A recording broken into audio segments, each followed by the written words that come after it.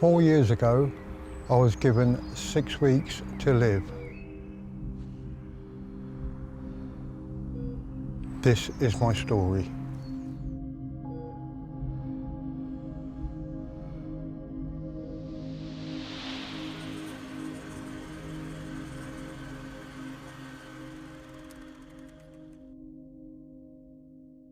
It was shocking. It was absolutely awful.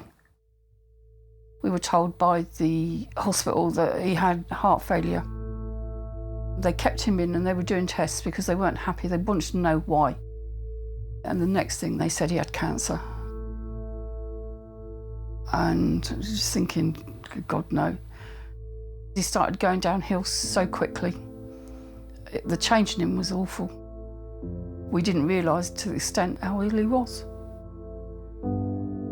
I know it sounds silly, but I never looked to the fact that I was going to die, sort of thing. It never entered my mind. There was times I was really ill. I just couldn't eat nothing for days on end. Food just did not interest me at all whatsoever. Because of the radiotherapy, it attacked his bowels. He had nasal tubes down into his stomach being drained. The pain he was in was shocking. And because of all this, I think to begin with, it made him scared to eat. And then he'd got past eating anyway. And that was my biggest nightmare with him, was to try and get him to eat. I was visiting Rog one afternoon. Well, in fact, I was at the hospital most of the time. Doctor came in and he asked to have a word, and he took me outside into the corridor and he told me that basically Rog had weeks to live.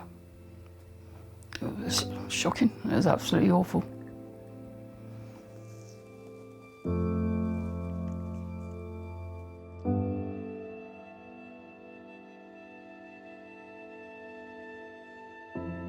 Before we left hospital, we were put in contact with a young nurse, Nicola, who was the palliative care.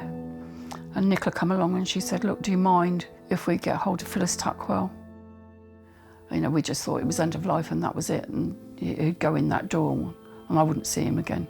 That'd be the end of it.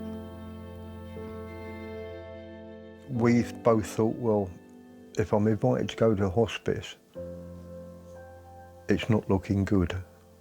And we told our children.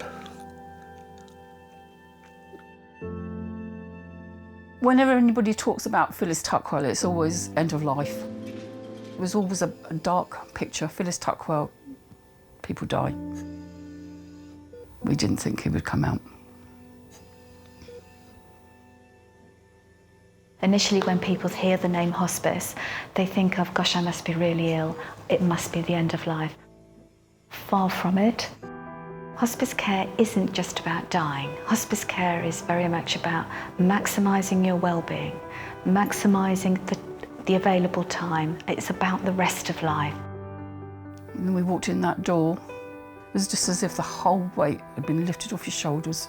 That was the beginning of the journey. When I first went there, I couldn't talk for more than about 20 seconds at a time. I couldn't get my breath. And sometimes I used to go into real bad spasms of trying to breathe and that.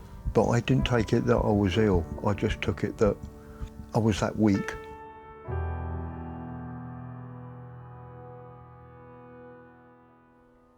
That first day I left him there, there was somebody with him all the time. He loved everybody there. The patients, the nurses, the helpers, and they all made such a fuss of him. Once they got their hands on him, things moved. They moved quite quickly, actually. To begin with, it was massage and then it was acupuncture. And while this was going on, we also saw the hypnotist, and that's when the big turning point came. She turned me around from not eating, and that sort of started it off. I then started eating. Not a lot, but I started eating.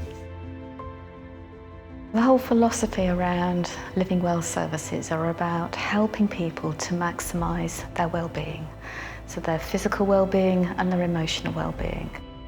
It's about helping people to regain control, to assist with coping strategies, to assist with the changes and help support people at a very challenging time in their lives. Because people cared in there, it gave Rog the will to move on. It's getting better and better as the time's going on. I know I haven't been cured, but I'm making the most of life while I can. I wanted to go and do Go Ape, but then I went downhill. I'm really looking forward to go around doing it, even as old as I am. Yeah. He's my dad. I'm just really proud of him. Really proud. The thought of losing my dad, it's not a nice feeling. And then to see him recover and pick himself up and with the family support, get on so well, and to be able to come and do this with us lot, with the grandkids as well. It's just amazing. I take what I got. I don't care, bad days, good days. Every day's precious.